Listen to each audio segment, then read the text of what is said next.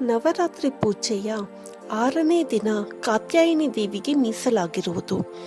ಶಕ್ತಿ ಸ್ವರೂಪಿಣಿಯಾದ ತಾಯಿ ಕಾತ್ಯಾಯಿನಿ ಜ್ಞಾನ ಮತ್ತು ವಿವೇಕದ ದೇವತೆಯನ್ನು ಪೂಜಿಸಲಾಗುತ್ತದೆ.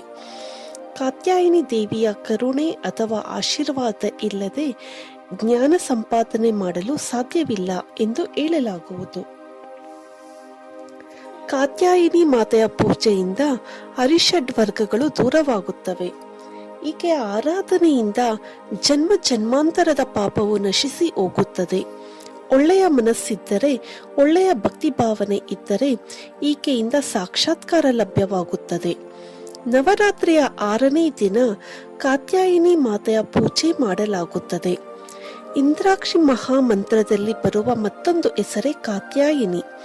ನವರಾತ್ರಿಯ 6ನೇ ದಿನದಂದು ನಾವು ಈ ದೇವಿಯ ಪೂಜೆಯನ್ನು ಮಾಡುತ್ತೇವೆ. ಪ್ರಮುಖವಾಗಿ ಈಕೆಯ ಪೂಜೆಯಿಂದ ಮನೆಗೆ ಅಥವಾ ವ್ಯಕ್ತಿಗೆ ಆಗಿರುವ ದೃಷ್ಟಿದೋಷವು ನಿವಾರಣೆಯಾಗುತ್ತದೆ. ಕಾತ್ಯಾಯಿನಿ ಬಂದ ಬಗೆ. ಪುರಾಣ ಗ್ರಂಥಗಳ ಅನ್ವಯ ಕಥಾ ಎಂಬ ಋಷಿಮುನಿ ಒಬ್ಬರಿದ್ದರು. ಅವರಿಗೆ ಗಂಡು ಸಂತಾನವಾಯಿತು. ಆತನ ಹೆಸರೇ ಕಾತ್ಯಾಯನ್. ಒಮ್ಮೆ ಕಾತ್ಯಾಯನ್ ಎನ್ನುವ ಋಷಿ ಪಾರ್ವತಿ ದೇವಿಯಂತ ಮಗಳನ್ನು ಹೊಂದಬೇಕು ಎಂದು ಆಶಿಸಿದನು. ಈ ಹಿನ್ನೆಲೆಯಲ್ಲಿಯೇ ಭಕ್ತಿಯಿಂದ ಅನೇಕ ವರ್ಷಗಳ ಕಾಲ ತಪಸ್ಸನ್ನಾಚರಿಸಿದನು. ಋಷಿಯ ಭಕ್ತಿಗೆ ಮೆಚ್ಚಿದ ದುರ್ಗಾದೇವಿಯು ಆಶೀರ್ವಾದ ಮಾಡಿದಳು. ಅಂತೆಯೇ ಮಗಳು ಹುಟ್ಟಿದ ಮೇಲೆ ಕಾತ್ಯಾಯಿನಿ ಎಂದು ಹೆಸರಿಟ್ಟರು.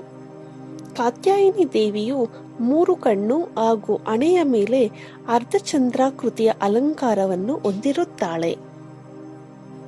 ಧಾರ್ಮಿಕ ಗ್ರಂಥಗಳ ಪ್ರಕಾರ ಕಾತ್ಯಾಯಿನಿ ದೇವಿಯು ಸ್ವತಃ ಬ್ರಹ್ಮ, ವಿಷ್ಣು, ಮಹೇಶ್ವರ ಅಲ್ಲದೆ ಸಕಲ ದೇವಾನುದೇವತೆಗಳು ತಮ್ಮಲ್ಲಿರುವ ತೇಜಸ್ಸನ್ನು ಧರೆಗೆ ಇಳಿಯುತ್ತಾರೆ.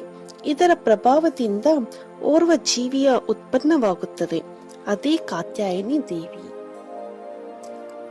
ಕಾರಣ, ಕಾತ್ಯಾಯಿನಿ ದೇವಿಯು ಮಹಿಷಾಸುರ ಎಂಬ ರಾಕ್ಷಸನ ದೌರ್ಜನ್ಯ ಮತ್ತು ಉಪಟಳ ಭೂಲೋಕ ಮತ್ತು ಸ್ವರ್ಗಲೋಕದಲ್ಲಿ ಹೆಚ್ಚಾಗುತ್ತಾ ಹೋಯಿತು.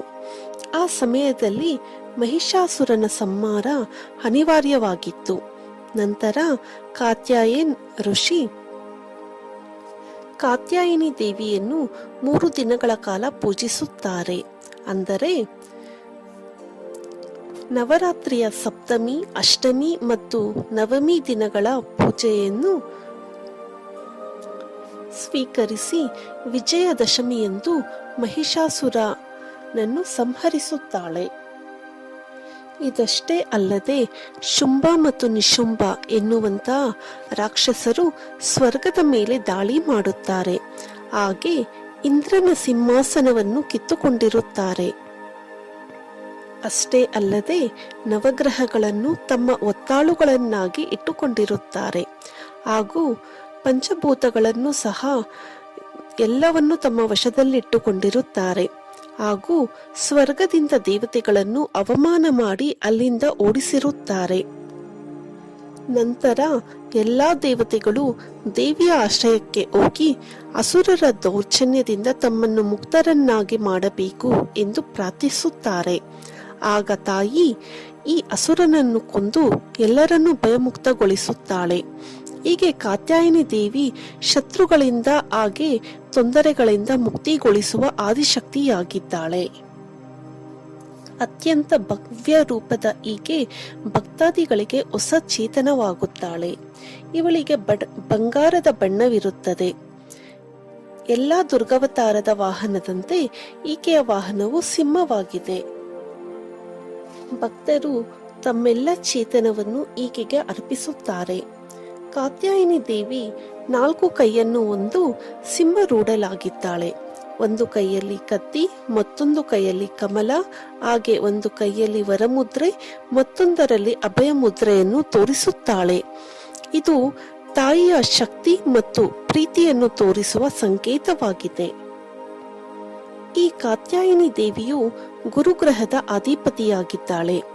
ಯಾವುದೇ ವ್ಯಕ್ತಿ ತಮ್ಮ ಜೀವನದಲ್ಲಿ ಯಶಸ್ಸು, ಸಮೃದ್ಧಿ, ಉನ್ನತ ಸ್ಥಾನಮಾನವನ್ನು ಪಡೆಯಬೇಕೆಂದರೆ ಗುರುಗ್ರಹದ ಪ್ರಭಾವ ಉತ್ತಮವಾಗಿರಬೇಕು. ತಾಯಿ ಕಾತ್ಯಾಯಿನಿಯನ್ನು ಆರಾಧಿಸಿದರೆ ಗುರುಗ್ರಹದಿಂದ ಪಡೆಯಬಹುದಾದಂತಹ ಎಲ್ಲಾ ಪ್ರಯೋಜನಗಳನ್ನು ನಾವು ಪಡೆಯಬಹುದು.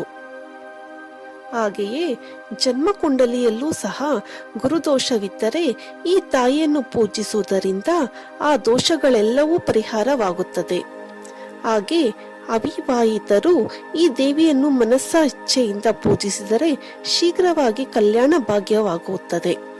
ಇಂಥ ಶಕ್ತಿ ಸ್ವರೂಪಳಾದ ಕಾತ್ಯಾಯಿನಿಯನ್ನು ನವರಾತ್ರಿಯ 6ನೇ ದಿನ ಶ್ರದ್ಧಾ ಭಕ್ತಿಯಿಂದ ಪೂಜಿಸಬೇಕು. ಈ ದೇವಿಗೆ ಚೆಂಡು ಹೂವು ಅಂದರೆ ಬಹು ಪ್ರಿಯವಾದದ್ದು. ಹಾಗೆಯೇ ಜೇನುತುಪ್ಪವೆಂದರೂ ಬಲು ಪ್ರಿಯ. ಜೇನುತುಪ್ಪದಿಂದ ಮಾಡಿದ ನೈವೇದ್ಯವನ್ನು ಅರ್ಪಿಸಿದರೆ ತಾಯಿ ಸಂತೃಪ್ತಿ ಪಡೆಯುವಳು. ಇವಿಷ್ಟು ಕಾತ್ಯಾಯನ ದೇವಿಯ ಸಂಕ್ಷಿಪ್ತವಾದಂತಹ ಮಾಹಿತಿ.